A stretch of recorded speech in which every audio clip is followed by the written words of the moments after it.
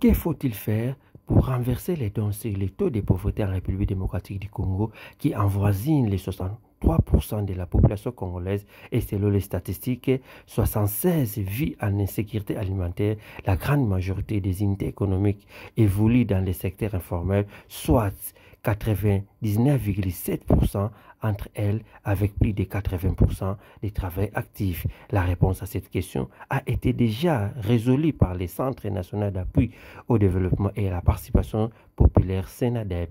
Pour les SENADEP, l'économie sociale et solidaire est une meilleure solution adaptée qui va permettre à la majorité des citoyens jadis exclus du système économique et financier à se formaliser et avoir aux côtés du système néolibéral un accès aux différents instruments du marché tout en offrant un levier crucial pour opérer les changements des paradigmes et contribuer à une croissance économique plus inclusive et plus durable.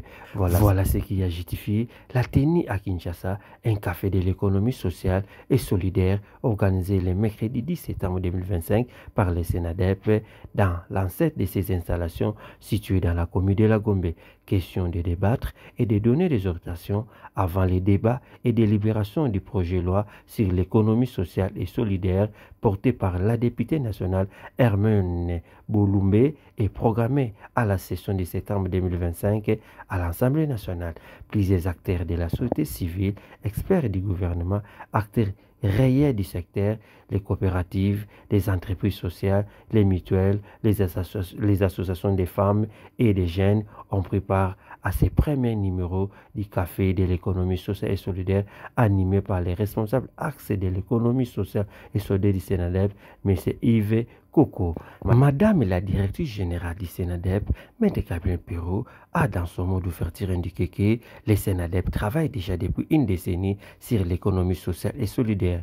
Elle a précisé que l'économie sociale et solidaire reste un modèle qui va permettre aux Congolais les plus vulnérables d'améliorer durablement leurs conditions de vie en créant des emplois décents et la protection sociale. Il faut déjà comprendre que l'économie sociale solidaire, lui, en tant que thématique, c'est un système économique qui inclut la participation communautaire et qui donne plus la place à la collectivité, à la communauté plutôt qu'aux individus qui accèdent pour accéder aux ressources, que ce soit ressources financières, que ce soit aux services sociaux de base tels que la santé, etc. Que le guichet conseil, c'est un outil de vulgarisation, un outil de renforcement des capacités sur l'économie sociale solidaire.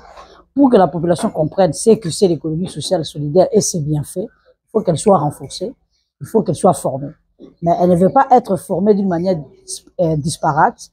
C'est pour cela que nous avons mis cet outil qui va reprendre un certain nombre d'éléments sur lesquels nous allons nous focaliser pour renforcer les capacités et de la population et même des institutions étatiques.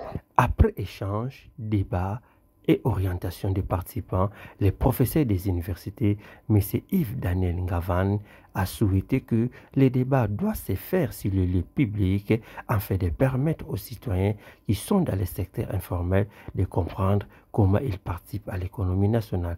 Alors, la société civile doit se mobiliser pour ces projets. Vient juste nous rappeler la question de la société et la question de la solidarité.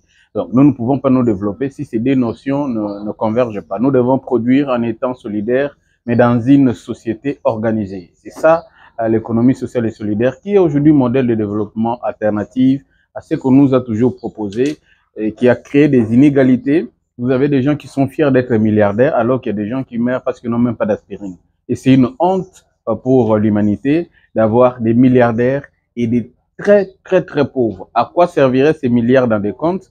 Et on célèbre ces milliards alors qu'il y a de ceux-là qui ne sont même pas en mesure de manger à leur quotidien. Donc cette question vient remettre le socle de la société et qui est la solidarité, qui est la productivité et l'équilibre et la chance et l'épanouissement de tous. Maître Albert Kabouya du SENADEP pense que l'État congolais doit impérativement résoudre la question des inégalités sociales, pense à l'intérêt collectif tout en menant des mesures d'encadrement dans le secteur de l'économie informelle.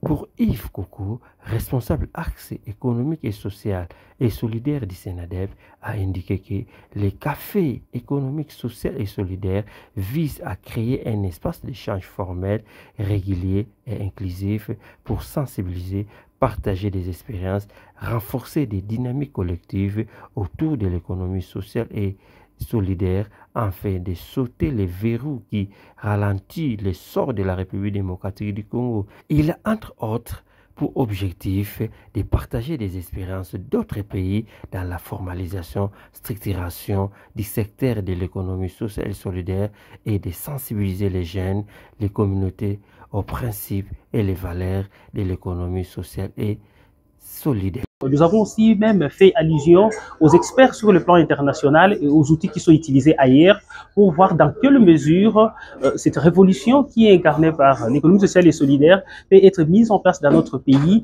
et changer les tendances qui sont telles que 80% de nos concitoyens ils sont hors système économique pendant que celle d'une minorité de 10%, sans compter les 10 autres qui seraient peut-être au chômage ou non comptabilisés, qui trouveraient intérêt du modèle économique actuel. Et c'est ainsi que le premier objectif de ces cafés SS, qui soit un cadre d'échange, un cadre de réflexion, un cadre d'analyse, un cadre de questionnement de tous ces paramètres-là, a été d'abord la sensibilisation et l'invitation à tous les acteurs à converger vers une dynamique pour notamment accompagner toutes les initiatives gouvernementales de la société civile qui convergent vers